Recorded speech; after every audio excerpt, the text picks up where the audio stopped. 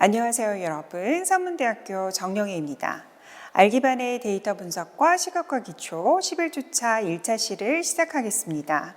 이번 차시 학습 목표는 데이터 정렬 기능의 개념을 이해하고 효과적으로 데이터를 정렬하는 방법, 데이터를 그룹하여 얻은 결과를 활용해서 데이터를 요약하는 방법을 익혀봅니다. 큰 데이터셋을 각 변수별로 정렬하고 그룹대로 요약하는 것은 데이터 분석에서 매우 자주 사용되기도 하고 중요한 부분입니다. 그러므로 수업에 집중해 주시기 바랍니다. 자, 그럼 시작해 볼까요?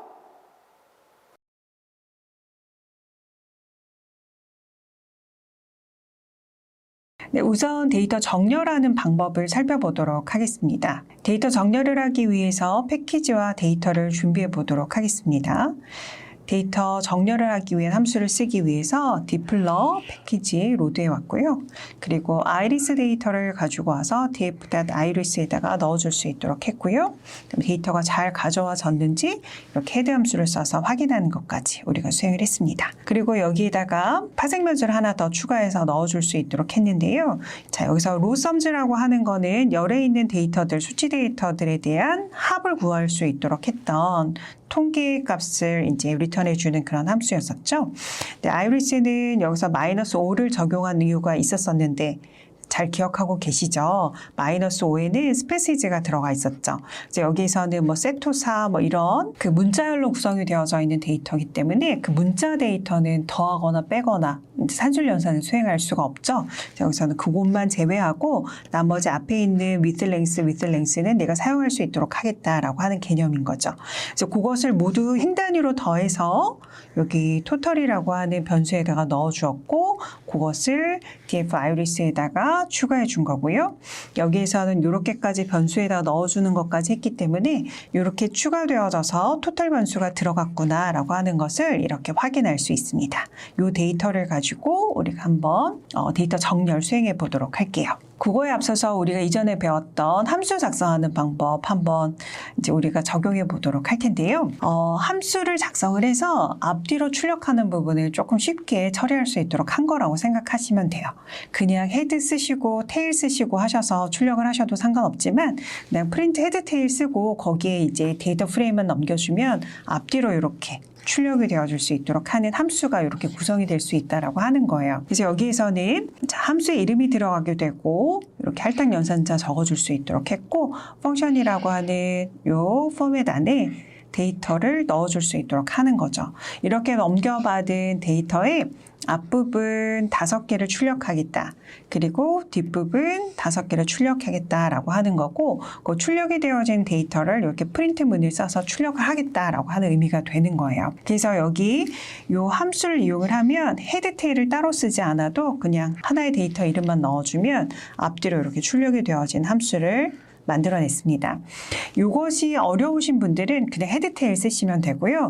아, 요거 함수 사용하니까 굉장히 편리한데? 라고 생각을 하시면 이런 함수 같은 것들을 적절하게 만들어서 쓰시면 조금 편하게 쓰실 수가 있어요. 그래서 그 사례로 조금 적어드렸습니다. 선택사항이고 나는 이런 함수를 만들어서 쓰는 게 너무 어렵다 라고 하시는 분들은 그대로 그냥 헤드테일 쓰시면 됩니다. 자, 그러면 데이터를 정렬해 보도록 할 거예요. 데이터를 정렬할 때는 arrange라고 하는 함수를 우리가 사용을 할 수 있도록 합니다.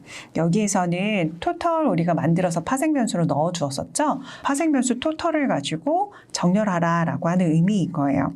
그런데 여기서 살펴보면 df iris에 들어가져 있는 데이터를 가지고 total을 기반으로 해서 이렇게 정렬을 시켜줄 수 있도록 했어요. arrange 했고 그 결과를 여기다 넣어줄 수 있도록 했어요. 자, 여기서 잘 개념을 잡고 넘어가셔야 되는 부분이 뭐냐면 df iris라고 하는 걸 통해서 arrange 해가지고 여기 부분 없이 요것만 수행을 했어요. 그러면 그냥 화면에 출력하고 끝인 거예요. 그죠? 그런데 이렇게 하고 여기 arranged data라고 하는 것에다가 넣어주게 되면 df-iris는 원본 그대로를 가지고 있게 되는 거고 arranged data 같은 경우에는 정렬이 되어진 순서대로 데이터가 구성돼서 들어가져 있어요. 이렇게 변수를 활용하시면 후반부에서 여러분들 작업을 하실 때 굉장히 편리하거든요. 그래서 여기에서는 print head and tail에다가 arranged 데이터들을 넣어 주었어요. 그래서 앞쪽에서 5개, 뒤쪽에서 5개가 이렇게 그래서 출력이 되어진 거고요. 토탈 값을 가지고 작은 거에서 큰 순으로 이렇게 출력이 되어진 것을 우리가 확인을 할 수가 있어요. 그래서 그냥 일반적으로 arrange를 쓰게 되면 디폴트로 오름차순 정렬이 되어지는구나. 오름차순 정렬은 작은 숫자에서 큰 숫자로 이렇게 증가가 되어진 순서대로 정렬이 되어지는 형태이구나 라고 하는 것을 아실 수 있어요. 우리 이전에도 한번 살펴본 적이 있으니까 이해가 되실 것으로 생각이 됩니다. 네, 다음으로는 우리가 오름차순을 살펴봤기 때문에 내림차순도 살펴봐야 되겠구나. 아마 여러분이 생각하시게 될 것으로 생각합니다. 여기에서는 내림차순으로 정렬하실 때 arrange를 사용을 할 때는 여기 descending이라고 하는 함수를 적용을 하시면 돼요. 그래서 total이라고 하는 값을 내림차순으로 정렬을 하고 데이터들을 내림차순으로 정렬해 주게 되는 거죠. 내림차순으로 정렬할 때는 descending이라고 하는 걸 쓴다라고 하는 것만 기억을 해주시면 되고요. 그렇게 하고 arrange에다가 descending으로 정렬이 되어진 값을 가지고 여기 arranged 데이터에다 넣어 주었기 때문에 arranged 데이터를 우리가 정렬을 해보면 이렇게 정렬이 되어졌다라고 하는 걸 알 수 있어요. 그래서 여기서 TOT를 살펴보면 20.4 가장 큰 숫자에서 가장 작은 수 8.4까지 이렇게 큰 거에서 작은 거 순으로 정렬이 되었구나 라고 하는 것을 알 수 있습니다. 그래서 arrange는 기본으로 오름차순으로 정렬을 해주는데 여기 descending을 사용을 하면 내림차순 정렬도 가능하다라고 방법을 알고 계시면 되겠습니다. 자, 그렇다면 arrange를 가지고 2개 이상의 변수에 대해서 오름차순으로 정렬하려면 어떻게 해야 되느냐? arrange 함수를 사용하시는 것은 똑같아요. 그런데 여기에 변수를 나열해서 컨버터 나열해서 넣어주시면 돼요. 여기에서 주의하셔야 되는 점은 정렬을 할 때 우선순위가 어떤 게 높으냐를 잘 결정을 해서 넣어주셔야 된다라고 하는 부분이에요. 그래서 여기서는 종별로 먼저 우선적으로 오름차순으로 정렬을 하고 그 안에 속해져 있는 페달 위스를 다시 말하면 꽃잎의 너비를 정렬하겠다라고 하는 의미가 되는 거예요.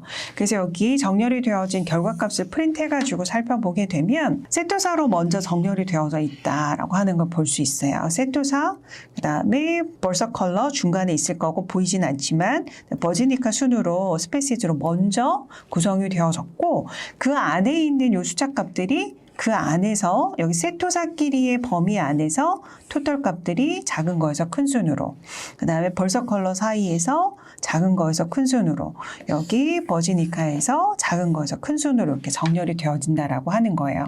그래서 여기서는 앞쪽에 들어가는 녀석으로 먼저 그룹핑하고 그 세부 집합 내에서 나머지 뒤쪽에 있는 녀석들은 이제 정렬이 되어지는구나 라고 하는 것을 기억해 주시면 된다라고 하는 부분입니다. 2개 이상의 변수에 대해서 내림차순으로 정렬하는 방법입니다. 내림차순 하면 descending이라고 하는 함수가 떠올라야 되겠죠. arrange 함수에 적용하는 방법은 똑같아요. 우선순위가 높은 녀석을 앞쪽에다가 위치시키고 컴버로 구별해서 넣어주면 되는데 그 변수에 descending만 입혀주면 된다라고 하는 것을 여러분들이 알고 계시면 돼요. 그래서 여기에서는 두 변수에 descending을 적용해서 내림차순으로 해주었고 우선순위 스페시즈를 먼저 하고 그 다음 우선순위 페탈 위스를 주어서 이렇게 정렬이 되었구나라고 하는 걸 알 수 있어요. 그래서 여기에서는 스페시즈로 먼저 정렬이 되어졌는데 내림차순으로 정렬이 된 거죠. 그래서 세토사에서 벌써 컬러, 그 다음 버지니카 순으로 이렇게 정렬이 되었었는데 디센딩이 적용이 됐기는 반대죠. 버지니카, 벌써 컬러, 세토사의 순으로 이렇게 정렬이 되어졌겠죠. 그죠? 그래서 여기서 버지니카가 가장 위쪽에 이렇게 있고 그다음에 가장 아래쪽에 세토사가 이렇게 위치하고 있고요. 그 안에서 그룹에서 이제 내림차순으로 정렬이 되는 거죠. 그래서 페탈 위스 값을 보고 이렇게 쭉 살펴보았더니 큰 순에서 작은 순으로 정렬이 되었구나라고 하는 걸 볼 수 있고요. 여기 세토사 같은 경우에는 낮은 값이 0.1인 값이 굉장히 많았나 봐요. 그래서 여기서는 0.1이라고 하는 것만 보이고 있는데 위쪽에 있는 값을 조금 살펴보시면 조금 더 큰 수에서 작은 수로 이렇게 정렬이 되고 있는 것을 확인할 수 있을 겁니다. 그래서 변수의 순서에 따라서 내림차 순으로 정렬하기 위해서 어레인지에 어떤 방식으로 적용이 되어져서 들어가는지 잘 기억해 주시기 바랍니다.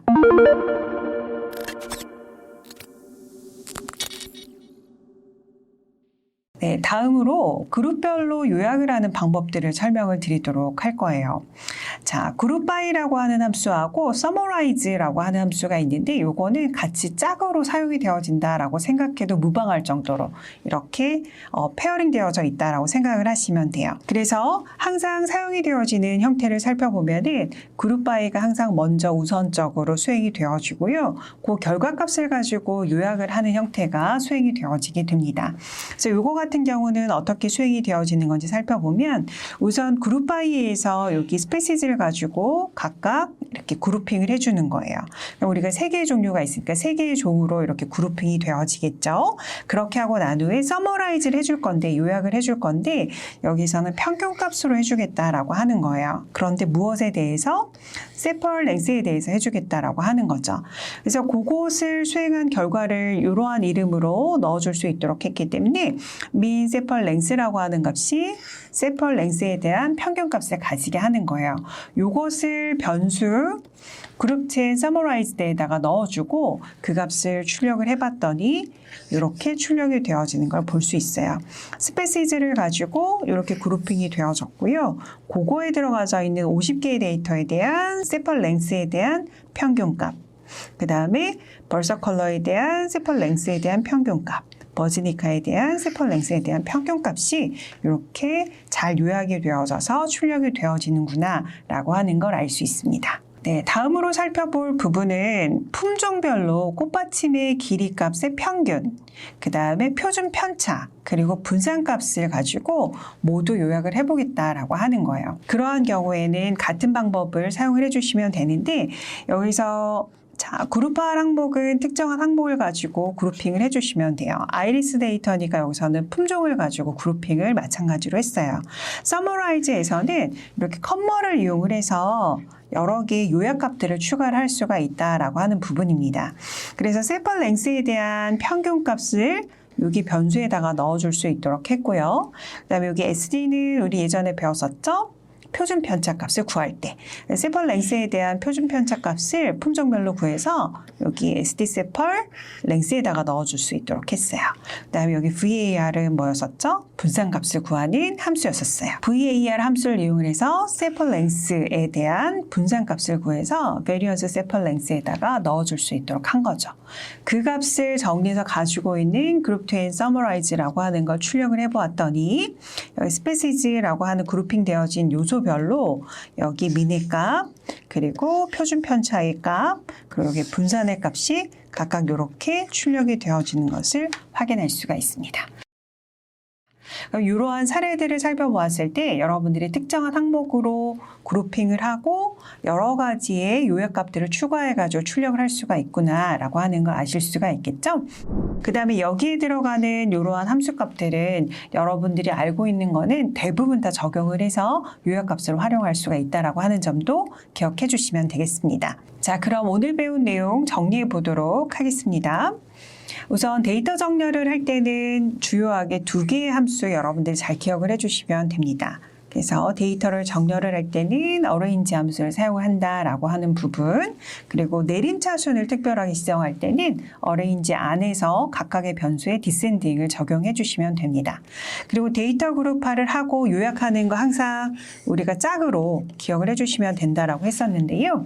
데이터 그룹화할 때는 그룹 바이, 여기에서 보통은 항목으로 구성이 되어져 있는 값들이 그룹 바이의 괄호 안에 변수로서 들어가게 되거든요. 적절하게 지정을 해주시면 되고, 그다음에 서머라이즈에 들어가는 거는 보통은 통계 함수를 가지고 새로운 변수에 대한 요약을 나타낼 수 있도록 하는 거라서 보통 수치 데이터들이 서머라이즈에 적용이 되어지겠죠. 그래서 특정한 함수를 이용을 해서 수치 데이터가 들어가져 있는 변수를 가지고 데이터 내용을 요약할 수 있다라고 하는 부분까지 우리가 살펴보았습니다.